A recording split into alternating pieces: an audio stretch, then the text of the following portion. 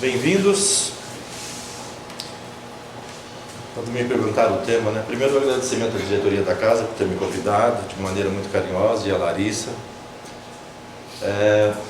Aí ela me perguntou qual é o tema. Eu falei, eu vou falar sobre morri, e agora? Ela falou assim, Por quê? Porque na verdade, se nós lermos lá em João 14:2, está: há muitas moradas na casa do Pai. É Jesus nos falando. E a literatura espiritual atual nos alertando o quanto nós estamos desencarnando mal. Eu separei aqui, vou pedir licença para usar o celular só um minutinho, que tem um site que atualiza os números, chama World Matters, o que está acontecendo no mundo. Então ele vai atualizando os dados, População atual do mundo, 8 bilhões e 70 milhões.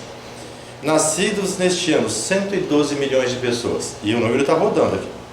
Nascidos hoje, 307 mil. Desencarnaram hoje, 140 mil pessoas no mundo. Que sorte, hein, que a gente teve, não? Estamos aqui, não? Então, a população do mundo este ano já cresceu 61 milhões de pessoas.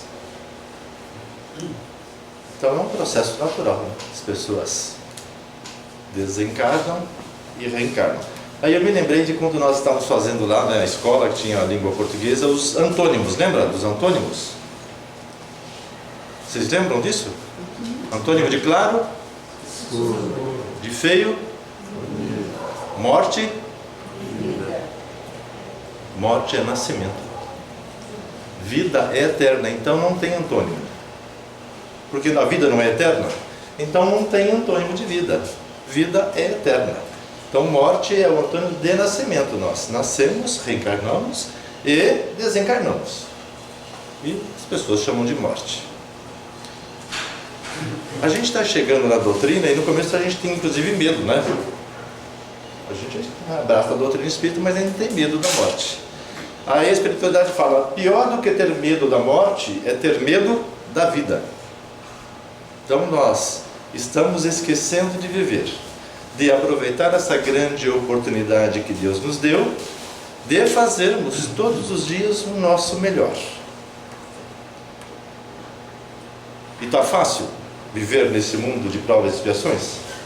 Não está. Tem gente que fala assim: Wilson, mas eu fui para a doutrina espírita e minha vida piorou. Eu falei assim: não, a lei ia piorar mesmo. Você só foi para a doutrina espírita para aguentar o baque, para poder suportar este momento de transição que o planeta está vivendo e que nós também estamos vivendo. Então, primeiro, se sua vida está muito boa, fique tranquilo, que isso também vai passar, Você vai ter momentos de provação. E se a vida estiver ruim, fique tranquilo que vai passar também.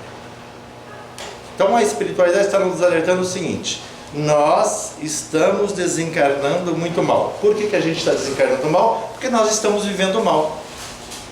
Então só desencarna bem quem vive bem, aproveita cada dia. Então tem espírito que é socorrido na casa espírita, no trabalho de desobsessão, que ele não sabe que desencarnou. No médio da passividade, o espírito se manifesta e ele não sabe que desencarnou. E você não pode falar que ele desencarnou, porque ele, senão, de susto, ele desencarna novamente, Então, para a gente entender. Por quê? Porque nem todo espírito é espírita, nem é espiritualidade. Então, nós ainda aqui nos identificamos como espíritas, mas a essência é vivermos o Evangelho de Jesus. Então nós ainda nos identificamos, eu brinco com as pessoas, como espíritas kardecistas. Aí eu digo que quando você assume que é espírita, é ótimo, você já está assumindo. Mas quando você fala que é kardecista, você está se defendendo, Porque eu frequento lá o Jesus, o Centro Espírita Jesus, então lá nós somos espíritas jesuítas. Não, nós somos espíritas. Wilson, mas o que as pessoas vão pensar se eu não explicar para eles? Não, deixa as pessoas pensarem o que elas quiserem. O importante é nós termos a conduta que o Mestre Jesus nos deixou. Então, qual o alerta? O alerta é que nós, pela idade aqui, eu vou dizer que daqui a 80, 100 anos, nenhum de nós mais vai estar aqui. Certo? Já sabiam disso ou eu estou trazendo em primeira mão aqui? Ou seja, daqui a 80, 100 anos, nenhum de nós estará mais aqui. Nós teremos desencarnado. Como é que nós vamos chegar na espiritualidade? A gente vai levar aquele susto e falar, nossa, então é verdade? A gente não desencarnou, mas não sabia disso? Não, até sabia, mas desconfiava. Então, ter a plena certeza que de repente você desencarnou, agradeça primeiro o veículo, que é o corpo físico que você teve, agradeça e segue o seu caminho. Para o quê? Para se ocupar e para desencarnar bem, para não dar trabalho à espiritualidade. Tem um espírito que está tão assim, em paz, que nem percebe que desencarnou. Eu gosto muito de uma passagem de Dona Maria Modesto, que foi uma trabalhadora espírita lá em Uberaba, e ela dizendo que ela se viu num hospital, e ela descrevendo, ela falou assim, que o hospital era muito limpo, as paredes eram esse verde clarinho, né, que a gente vê aqui, os lençóis e as fronhas eram de um branco que ela nunca tinha visto. E ela viu aqueles enfermeiros assim, muito educados, muito carinhosos. Aí ela pensou, falou assim, gente, eu estou num hospital. Não me pediram a carteirinha do convênio, nem o cheque calção. Ela falou, desencarnei. Então ela se viu desencarnada e percebeu e continuou a sua tarefa. E hoje trabalha no plano espiritual. Então, para nós, primeiro, viva bem que você desencarne bem. E outra coisa, deixe aqueles que desencarnaram seguir o caminho deles. Porque eles estão lá tentando se ocupar, lá no plano espiritual. Não pense que tem descanso. A gente chega lá, se equilibra um pouquinho e já vai trabalhar. Quantos de nós ficamos obsediando aqueles que partiram?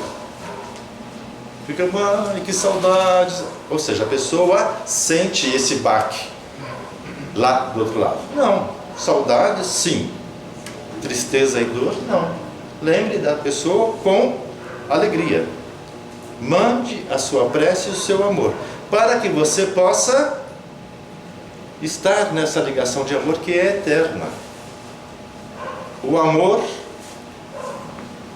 amar, gente, é um verbo que não existe conjugação no pretérito na espiritualidade. Na espiritualidade não existe assim, eu amei. Não. Quando nós amamos é para a eternidade. Então nós amamos, amaremos sempre.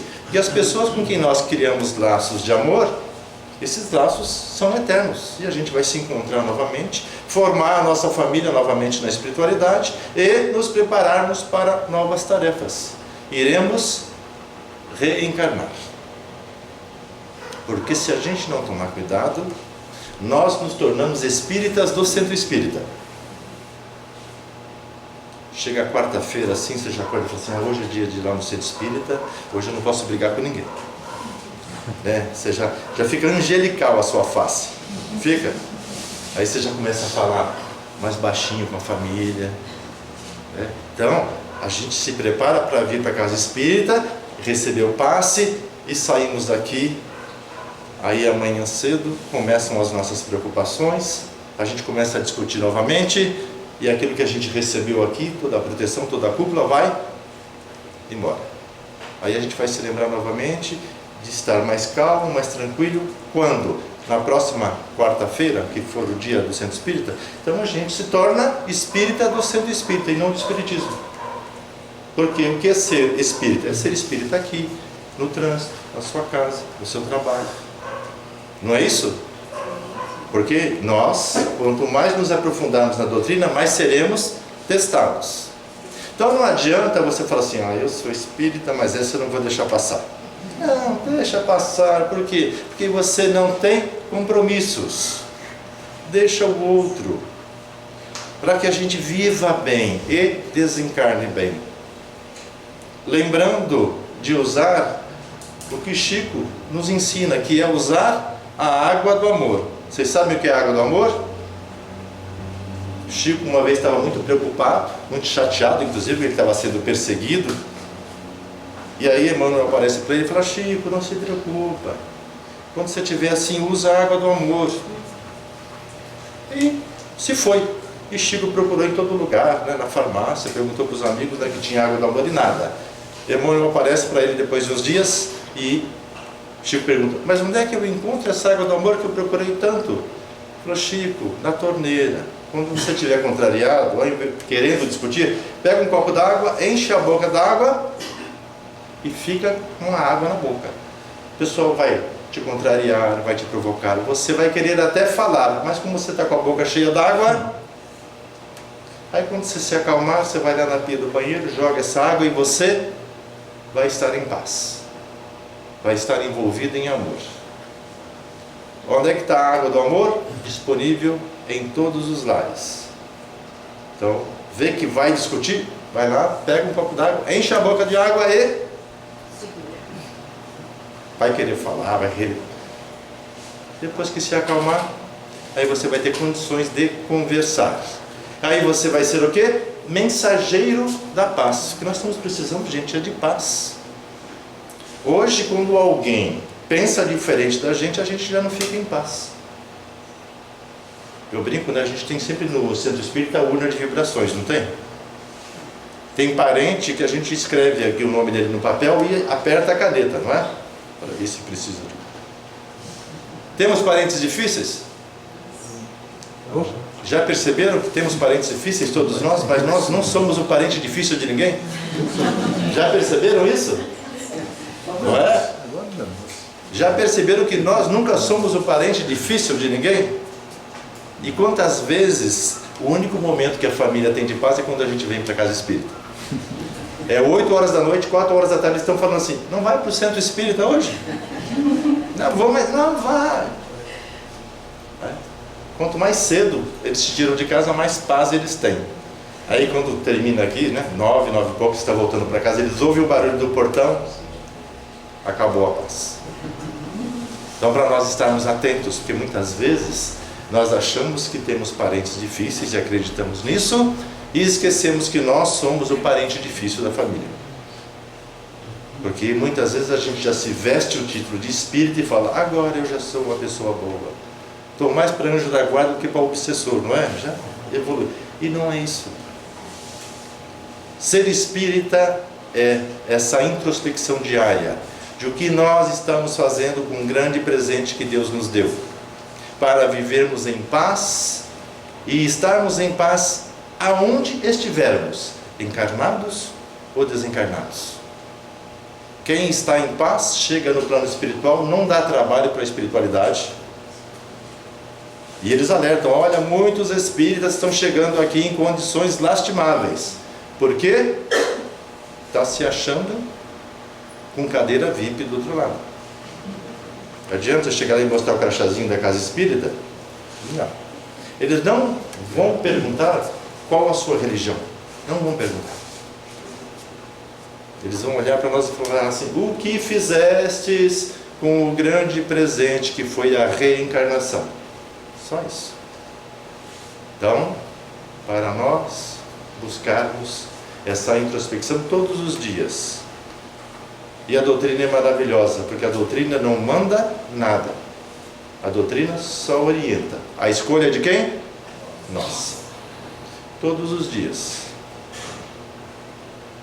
Então, vamos ser espíritas também nos outros dias da semana. Vamos tratar bem as pessoas.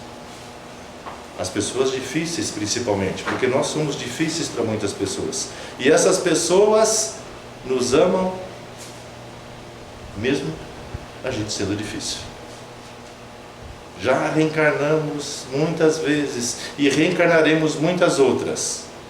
Com quem? Com quem tivermos dificuldades. Então eu sempre brinco: ame o outro, mesmo que seja por interesse. Porque aí na próxima, você já não tem tantos compromissos. Quando nós criamos laços de amor, a gente já não tem compromissos, não tem dívidas. Então, venham para a casa espírita, mas não esqueçam, sejam espíritas também lá fora. O mundo está precisando disso. E o mundo não está precisando de grandes realizações. Muitas vezes a pessoa que está do nosso lado está precisando apenas daquele tapinha no ombro, assim, ó. Sabe quando você toca na pessoa e fala assim: tá tudo bem? Posso te ajudar alguma coisa? Olha, não nos custa nada financeiramente e é maravilhoso. Todos nós queremos mudanças, mas pouca gente quer mudar, porque mudar dá trabalho. Esse espírito difícil que nós somos já há dezenas de encarnações. Então vamos estar atentos. A palavra do Mestre Jesus tem que nos tocar. Aí eu separei uma lição aqui de um livrinho, Vigiai e Orai, que é do Carlos Bacelli pelo irmão José. E diz o seguinte: morte, não pranteis em desespero aqueles que te antecederam na grande viagem. Aqueles que te antecederam estão bem. É que nós queremos a comodidade de pegar o telefone e falar: liga aí no plano espiritual, queria falar com uma pessoa tal. O telefone só toca de lá para cá, não daqui. Quando for o momento certo, eles vão nos chamar. A morte é indispensável à renovação de todos os seres e de todas as coisas. Se não morrer, a semente de trigo não se transforma em pão. A vida no corpo físico é simplesmente um estágio dentre os muitos que o espírito efetua em sua jornada para Deus. Sobre a terra, os homens desfrutam temporariamente da companhia uns dos outros. Quando alguns espíritos chegam, outros partem, retornando assim à pátria verdadeira, que é a pátria espiritual. A separação definitiva entre os que se amam jamais acontece. A separação definitiva entre os que se amam jamais acontece. Não questione os desígnios superiores com tanta amargura no coração. Transfigurador da saudade em obras de amor consagradas à memória dos entes queridos que partiram. Aqueles que partiram e que amamos, que possamos honrá-los com o nosso comportamento cristão. E é o comportamento cristão que Deus espera de cada um de nós. Tanto é que muitas pessoas não têm religião nenhuma. E você vai conversar com elas, elas têm muito mais para te dizer, de exemplificar a Deus e ao Mestre Jesus, do que nós que abraçamos uma doutrina.